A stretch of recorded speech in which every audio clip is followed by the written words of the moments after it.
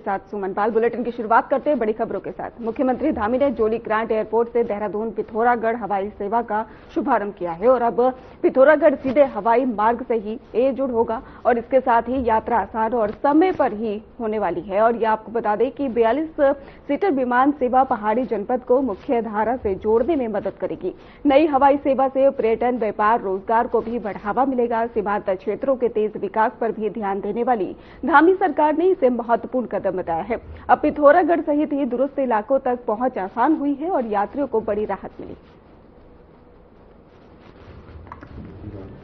और सभी मीडिया के सभी मित्र और आज इस उड़ान से जाने वाले सभी यात्रीगण, उपस्थित भाइयों एवं बहनों, मैं सबसे पहले तो आज इस सेवा के प्रारंभ होने पर आप सभी को मैं बहुत बधाई देता हूं। बहुत आप सबका यहाँ पर स्वागत करता हूँ, अभिनंदन करता हूँ और आदरणीय प्रधानमंत्री जी का और धन्यवाद करता हूँ, आदरणीय नायडू जी का, जो अभी हमको वीडियो के माध्यम से यहाँ पर इनका संदेश हम सब सुन रहे थे, और हमारे नगर विमानन मंत्री जी का भी बहुत मैं उनका भी धन्यवाद करता हूँ। और रामनवमी का पर्व है, इस रामनवमी के पर्व पर ये शुभ कार्य हो रहा है। ये भगवान राम से, माँ दुर्गा से मैं प्रार्थना करूंगा कि ये सेवा प्रारंभ हुई है, ये सेवा अनवरत रूप से चलती रहे।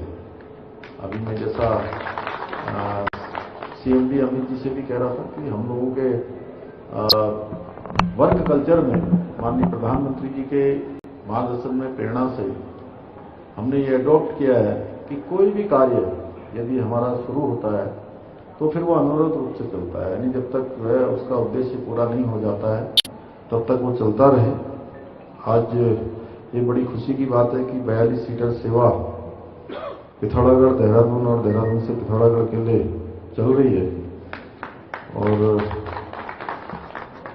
आज से प्रारंभ होने वाली सेवा ये हमारे लिए बहुत अत्यंत महत्वपूर्ण सेवा है, क्योंकि इसके प्रारंभ होने से पिथौरागढ़ से देहरादून और देहरादून से पिथौरागढ़ ये परस्पर ये शहर एक दूसरे से जुड़ जाएंगे और इसकी जो दूरी है 14 घंटे 15 घंटे का लंबा सफर,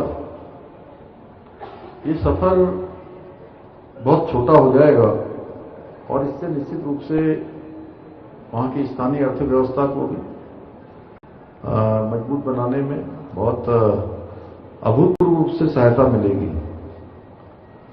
इसके साथ साथ आदरणीय प्रधानमंत्री जी के दूरदर्शी नेतृत्व में आप सबको ध्यान होगा 2014 से पहले देश में जितने भी हवाई अड्डों का निर्माण हुआ है उनकी संख्या आजादी के बाद के 65 वर्षों में बने हवाई अड्डों से दुगनी हो गई है। यानी कि इस कालखंड में पिछले 11 वर्षों में अभूतपूर्व रूप से हवाई अड्डों का निर्माण हुआ है।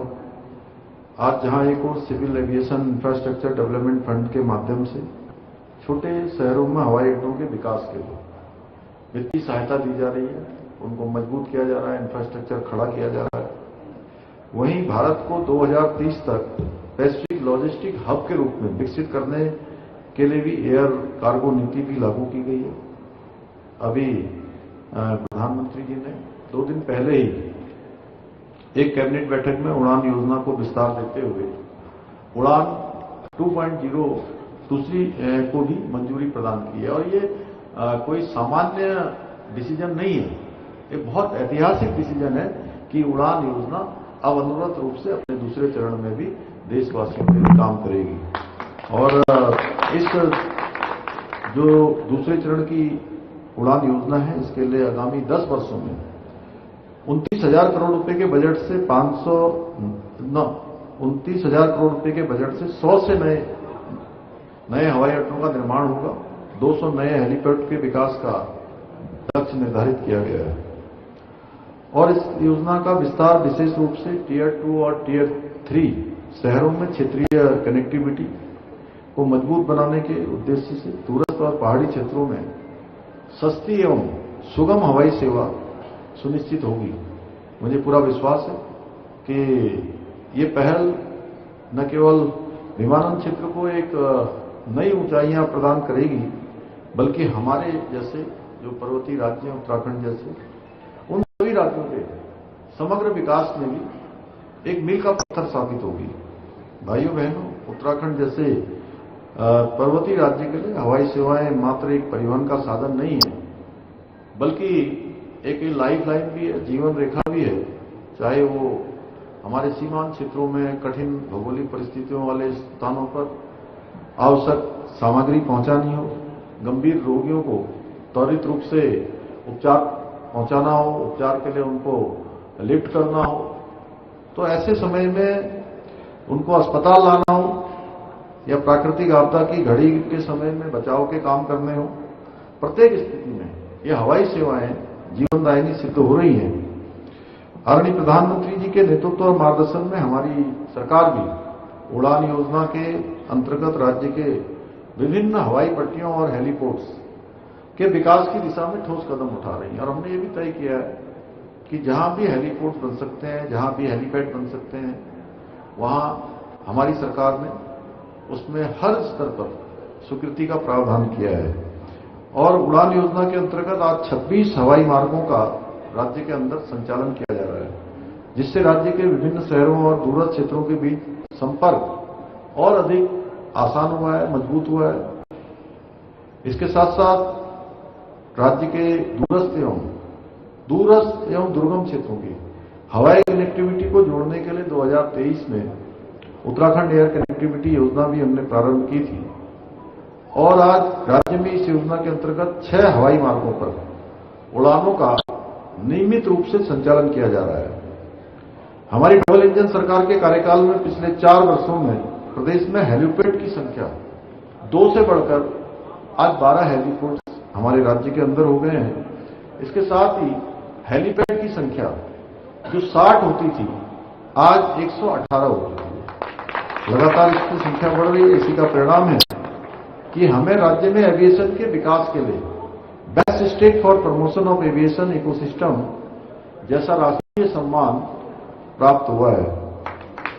भाइयों बहनों, हम हेलीपैड्स को कृषि, फार्मा और बागवानी लॉजिस्टिक्स से जोड़कर आर्थिक विकास के केंद्र के रूप में भी विकसित कर रहे हैं। इसके अलावा हम इनका उपयोग अपने आपदा प्रतिक्रिया नेटवर्क को मजबूत करने के लिए भी कर रहे हैं, जिसके अंतर्गत हमने आपदा संभावित क्षेत्रों में स्थायी हेलीबेस के निर्माण, आपातकालीन संसाधनों की व्यवस्था करने के साथ ही स्थानीय युवाओं को राहत एवं बचाव कार्यों का प्रशिक्षण भी हम प्रदान कर रहे हैं। भाइयों बहनों, अगर मैं पिथौरागढ़ की बात करूं तो इस हवाई सेवा के प्रारंभ होने के पश्चात आप लोगों को देहरादून तक पहुंचने के लिए कई घंटों का लंबा सफर अब तय नहीं करना पड़ेगा, बल्कि आप लोगों को केवल 1 घंटे के भीतर ही पिथौरागढ़ से देहरादून और देहरादून से पिथौरागढ़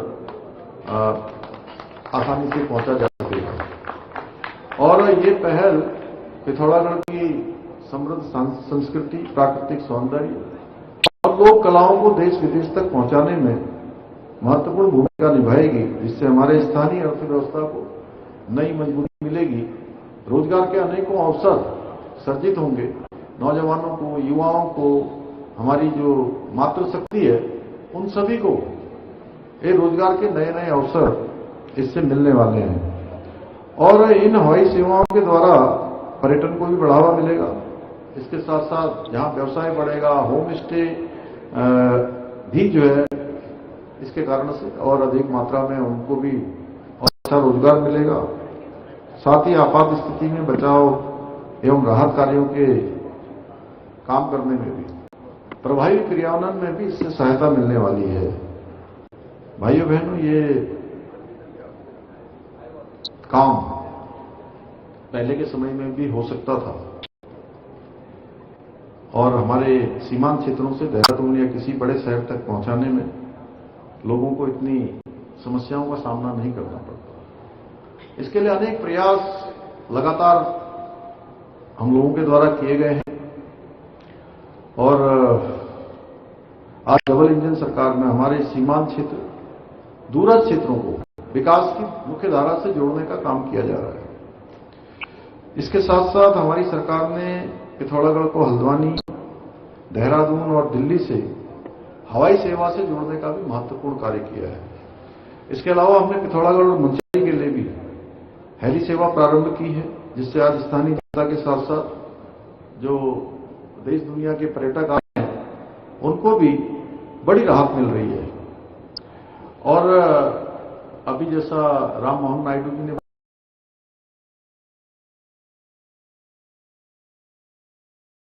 बताया कि 9 नवंबर 2025 को आदरणीय प्रधानमंत्री जी की उपस्थिति में पिथौरागढ़ के हवाई अड्डे का पूरी तरह से विस्तार की रूपरेखा को स्वीकृति प्रदान करते हुए जो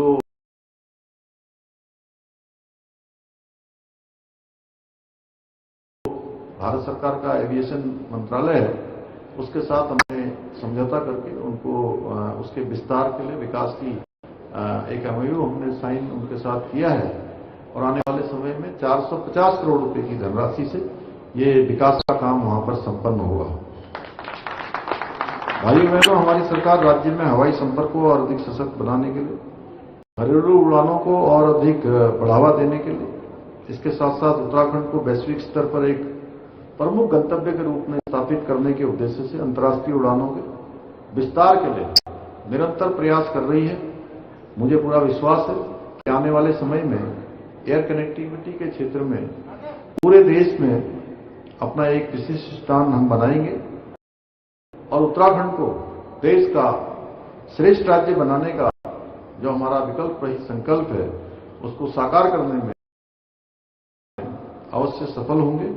इन्हीं शब्दों के साथ आप सभी को इस हवाई सेवा के प्रारंभ होने की पुनः बधाई देते हुए मैं अपनी बात को समाप्त करता हूं। धन्यवाद। बहुत बहुत धन्यवाद माननीय मुख्यमंत्री जी। और आपने आज जो विश्वास जताया है उसी का प्रतिफल है कि हम सीमांत क्षेत्र को भी हवाई संपर्क योजना में जोड़ता देख रहे हैं। एक बार जोरदार प्रयास के लिए, दूरगामी सोच के लिए। और अब जो इस हवाई योजना की महत्वपूर्ण कड़ी है एलायंस एयर और हमारे उत्तराखंड सरकार के साथ जो एमओयू हस्तांतरित होना है उस प्रक्रिया को हम आगे बढ़ाते हैं। एमओयू हस्तांतरित होना है एलायंस एयर और यूका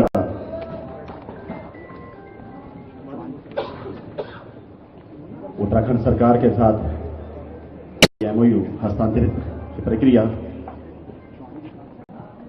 जोरदार तालियां बजा दीजिए। कैबिनेट मंत्री रेखा आर्य ने अल्मोड़ा के भटन्याल ज्योला में मौजूद देवी मंदिर में आयोजित श्रीमद देवी भागवत कथा में भाग लिया और कथावाचक की मधुर वाणी को कथा सुनी है। और इसके साथ ही उन्होंने कहा कि ऐसे धार्मिक आयोजन समाज में अच्छे संस्कार और सकारात्मक ऊर्जा फैलाते हैं।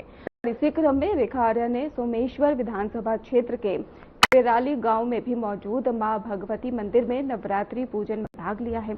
उन्होंने पूजा अर्चना की है और क्षेत्रवासियों के लिए सुख समृद्धि की कामना की है।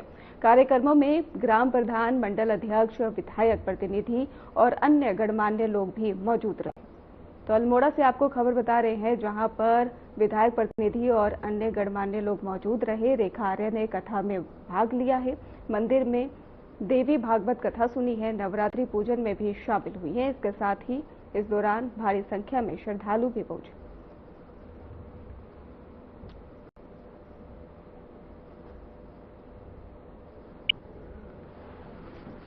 तो नवरात्रि के शुभ अवसर पर नवरात्रि पूजन में शामिल हुई रेखा आर्य और इसके साथ ही आपको बता दें कि इस दौरान उनका फूल के साथ ही फूल मालाओं के साथ स्वागत किया गया। मंदिर में देवी भागवत कथा सुनी है और वहीं पर नवरात्रि पूजन में भी रेखा आर्य शामिल हुई है। इसके साथ ही आपको बता दें कि सुरक्षा व्यवस्था के पुख्ता इंतजाम भी देखने को मिले हैं और मंदिर में उन्होंने भागवत कथा सुनी जहां पर भारी संख्या में श्रद्धालु भी पहुंचे हुए थे और इसके साथ ही नवरात्रि के शुभ अवसर पर भी वहां पे पूजा अर्चना की गई।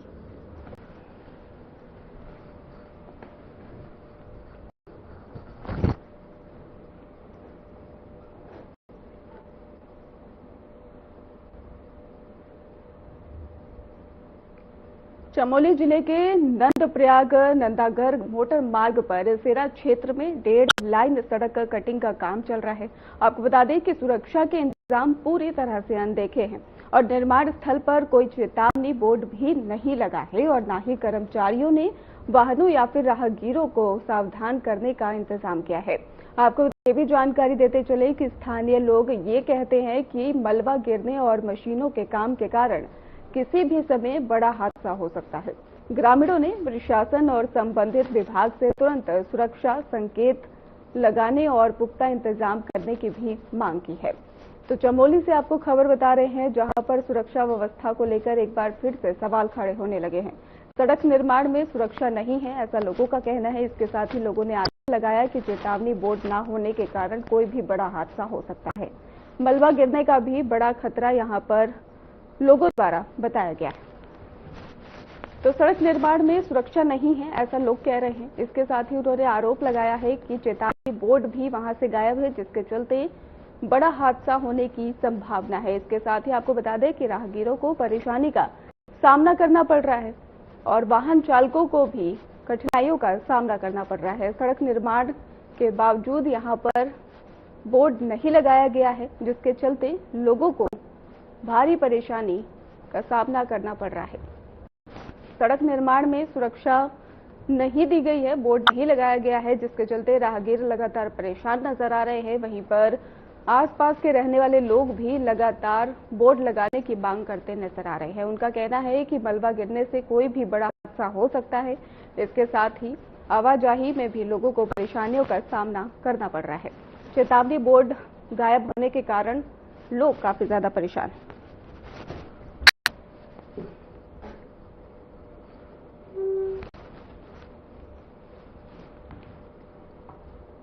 देहरादून में हर साल लगने वाले ऐतिहासिक झंडा मेला 8 मार्च से शुरू होकर 27 मार्च तक चलेगा। ये मेला करीब 1 महीने तक चलता है और दुकानदारों के लिए कमाई का बड़ा जरिया है। इस साल मेले में एक दुखद हादसा भी हुआ। चरखी से गिरने से एक बच्ची की मौत हो गई, जिसके बाद से वहां सभी चरखियां हटा दी गई हैं। आपको जानकारी दे दें कि मेला उत्तराखंड और अन्य राज्यों जैसे कि यूपी, हरियाणा, पंजाब, राजस्थान से आए दुकानदारों से सजता है।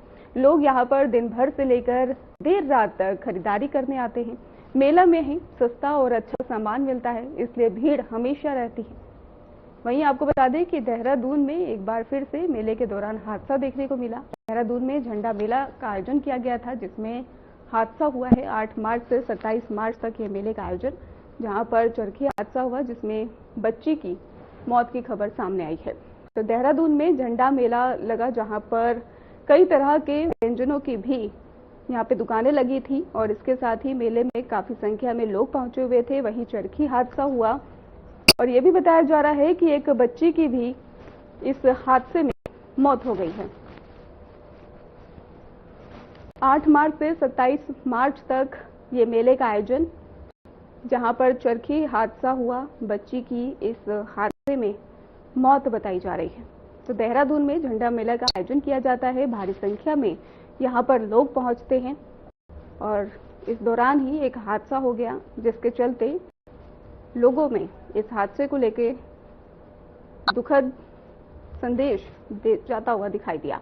आपको बता दें कि इस मेले में भारी संख्या में लोग पहुंचते हैं और मेले में हर व्यंजनों की और इसके साथ ही दुकान जो लगे हुए थे, उसके साथ ही लोगों में खुशी की लहर थी। उसके बावजूद चरखी हादसे ने सभी को दुखी कर दिया है। आपको जानकारी दे दें कि इस दौरान ही एक बच्ची की चरखी हादसे में मौत हो गई और वहीं पर सुरक्षा व्यवस्था के पुख्ता इंतजाम।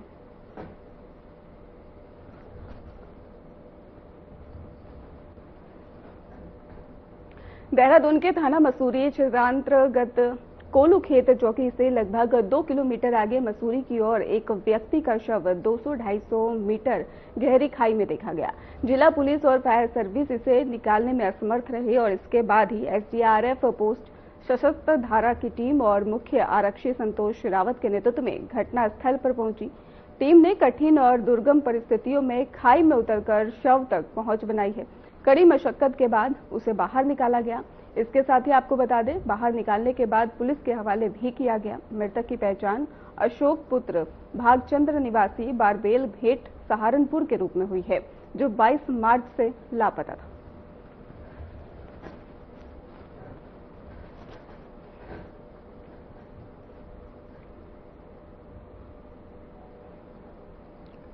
एसएसपी देहरादून के निर्देश पर पुलिस ने शहर और ग्रामीण क्षेत्रों में रात में सघन चेकिंग अभियान शुरू किया।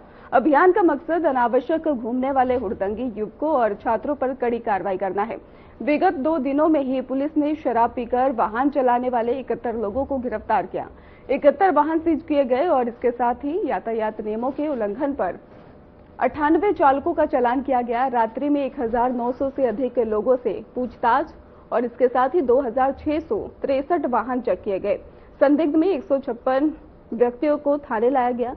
कॉलेज यूनिवर्सिटी के छात्रों के खिलाफ भी सख्त कार्रवाई होने की संदेश दे दिया गया।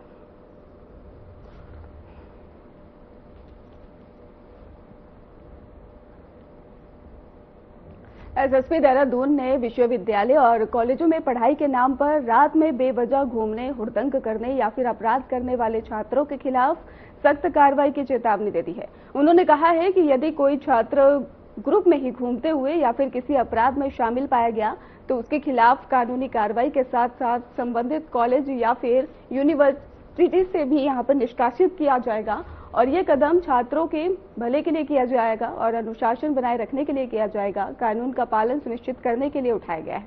पुलिस ने स्पष्ट किया है कि किसी भी तरह की अनुशासनहीनता नहीं बर्दाश्त की जाएगी।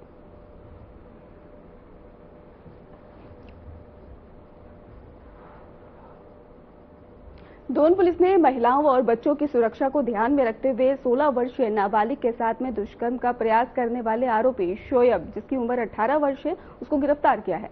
शिकायत 25 मार्च 2026 को ही पटेल नगर थाने में ही दर्ज हुई थी, जिसमें कि लड़की की मां ने बताया कि आरोपी ने ही बहला फुसलाकर कोल्ड ड्रिंक में ही नशीला पदार्थ डालकर छेड़छाड़ की और वहीं पर बताया जा रहा है कि कुछ लोगों के देख लेने पर ही आरोपी भाग गया और एसएसपी देहरादून के निर्देश पर पुलिस ने त्वरित जांच भी की है और इसके साथ ही 26 मार्च 2026 को आरोपी को पटेल नगर से भी पकड़ा गया है। आरोपी के खिलाफ में पोक्सो अधिनियम और संबंधित धाराओं में मामला भी दर्ज कर लिया गया।